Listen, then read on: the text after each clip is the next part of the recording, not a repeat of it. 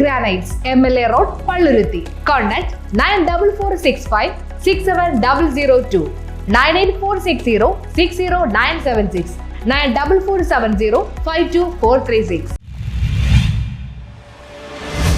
ശക്തമായ മഴയിൽ fort Kochi police സ്റ്റേഷന് സമീപം KSRTCയുടെ വേണാട് ബസ്സിന് മുകളിലേക്ക് മരം വീണു.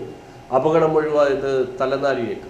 ശക്തമായ മഴയിൽ ഫോർട്ട് കൊച്ചിയിൽ സ്വകാര്യ വ്യക്തിയുടെ വീട്ടുവളപ്പിനകത്ത് നിന്നിരുന്ന കൂറ്റൻ മരം വീണത് KSRTCയുടെ വേണാട് ബസ്സിന് മുകളിലേക്ക്. ഫോർട്ട് കൊച്ചി പോലീസ് സ്റ്റേഷന് സമീപമാണ് KSRTCയുടെ വേണാട് ബസ്സിന് മുകളിലേക്ക് മരം വീണത്.